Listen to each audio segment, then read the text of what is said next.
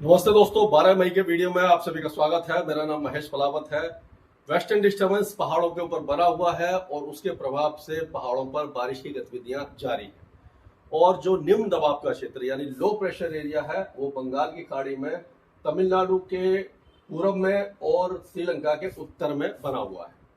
पहले ऐसा लग रहा था कि ये बहुत ज्यादा मजबूत होगा और ये उत्तर पूर्वी दिशा में आगे बढ़ेगा, लेकिन अभी जो लेटेस्ट अपडेट आ रहा है वो ये आ रहा है कि ये जो वेदर सिस्टम है बहुत ज्यादा मजबूत नहीं हो पाएगा।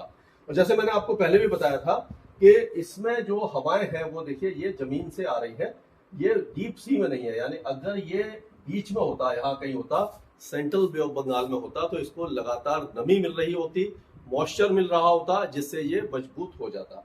अगर इसको देखा जाए तो इसकी पोजीशन इस समय जो बनी हुई है वो मतलब तट के काफी ज्यादा पास में बनी हुई है इस जगह पर। और अगर हवाओं का डायरेक्शन देखें तो वो इस तरह से आ रही है।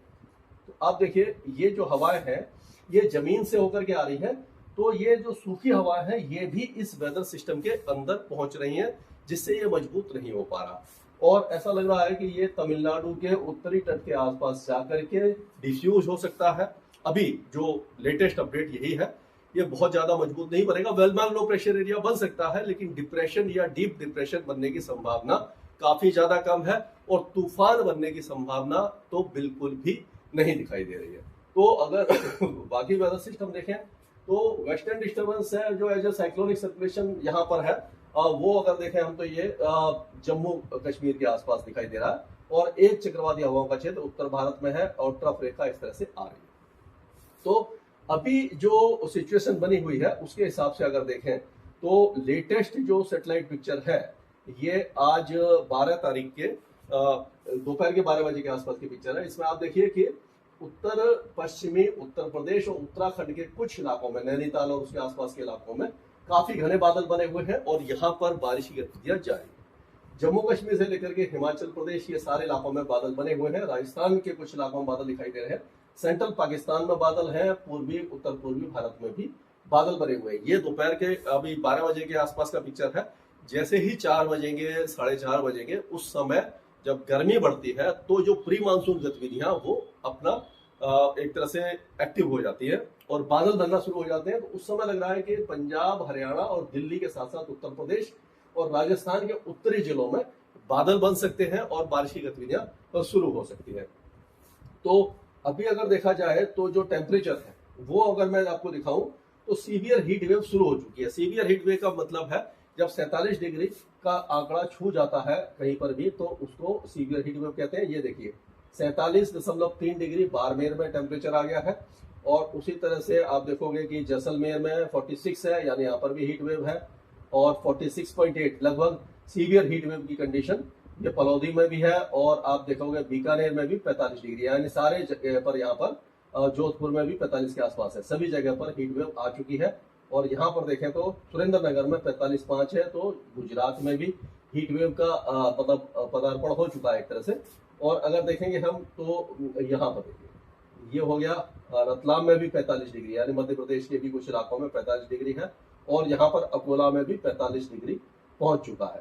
तो हीट वेव कई इलाकों में फिर से पहुंच चुकी है। और अगर देखा जाए तो टेम्परेचर हम देखें मतलब कि किस किस इलाके में किस तरह का टेम्परेचर है, तो बाड़मेर में जैसे मैंने बताया 47 डिग्री है, पलौदी में 46.8 ऑलमोस्ट 47 है, जैसलमेर में 46, सुरेंद्रनगर में 45, सुरेंद्रनगर जो है अपना या बीकानेर में 45 है, नंदुरबार में 45, अकोला में 45, या सारे जगह पर ये हीट वेव बनी हुई है जोधपुर में।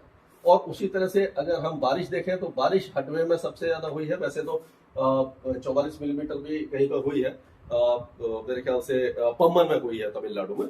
और हटवे में 38 है, निकोबार है, पोर्ट ब्लेयर है, मायाबंदर है, यानी कि जो अंडमान और निकोबार द्वीप समूह ज्यादा हुई है। कोचीन, बलापरी, कैलाशहर, सेलोंग, कोटयम, लॉन्ग आइलैंड, पुलुनूर, कोझिकोड, गुवाहाटी, चेरापूंजी और गोलपारा नॉर्थ ईस्ट इंडिया में ज्यादा हुई है। और उसी तरह से अंडमान और निकोबार द्वीप समूह में, तमिलनाडु के कुछ इलाकों में भी बारिश की गतिविधियां देखने को मिली है।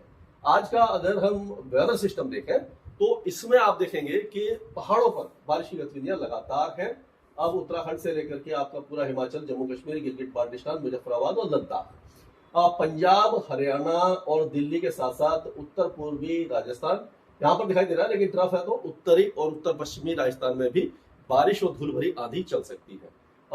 उत्तर प्रदेश के भी जो पश्चिमी जिले हैं यहाँ पर बारिश है, और बिहार की बात करें तो उत्तरी बिहार में और जो पूर्वी बिहार है वहां पर, झारखंड के कुछ इलाकों में, उप हिमालय पश्चिम बंगाल में ज्यादा तेज बारिश है। दार्जिलिंग, कलिम्पोंग, कूच बिहार, दिनाजपुर, ये जो इलाके तेज बारिश देखेंगे।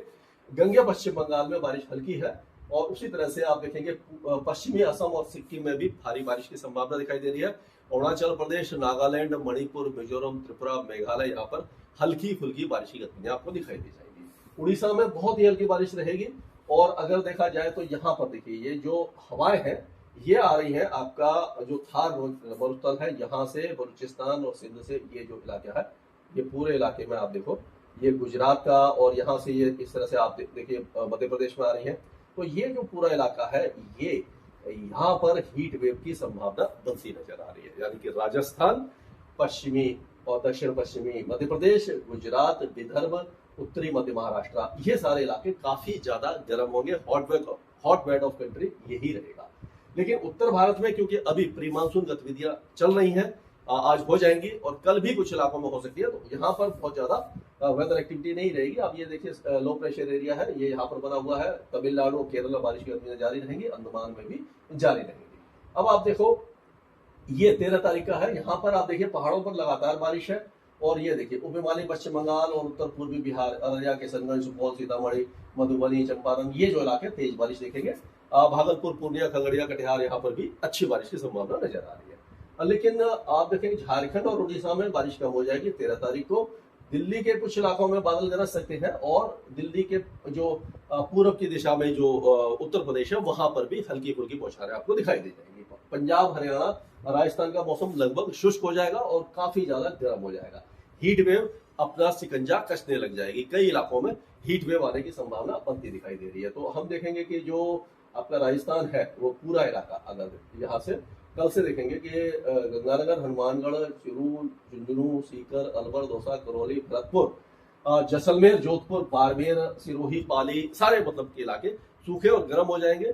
मध्य प्रदेश में भी कहीं पर भी बारिश की संभावना हमें दिखाई दे रही है। ग्वालियर से लेकर सिद्धि, सतना, सिंगरौली से लेकर के उमरिया, दमोह, कटनी, जबलपुर, नरसिंहपुर, बैतूल, होशंगाबाद, नीमच, मंदसौर, आगरमालवा, रतलाम, सारे इलाके सूखे रहेंगे। उसी तरह से गुजरात में भी हम देखेंगे रन ऑफ कच्छ से लेकर के सबरकांता, बनासकांठा, महेसाना, पाटन, सुरेंद्रनगर, मोरबी, बोटाड, जामनगर, सूरत, वलसाड, सारे इलाके सूखे रहने वाले हैं। महाराष्ट्र में भी गर्मी अपनी सितम दिखाएगी। आप देखिए उत्तरी और जो उत्तरी हवाएं चल रही यहाँ तक आएगी, और ये विदर्भ, मराठवाड़ा से लेकर के मध्य महाराष्ट्र काफी ज्यादा गर्म हो जाएंगे। गोवा में भी गर्मी अपने चरम पर रहेगी। उसी तरह से झारखंड, छत्तीसगढ़, उड़ीसा, सारे इलाके गर्मी झेलने लगेंगे। और तेलंगाना और आंध्र प्रदेश में भी चांसेस बारिश के बहुत कम दिखाई दे रहे हैं। केवल कर्नाटक, केरल और तमिलनाडु में बारिश की गतिविधियां नजर आ रही है। तो ये था अभी तक का अपडेट। इसके आगे लगातार मैं आपके साथ जो जानकारी है वो साझा करता हूं।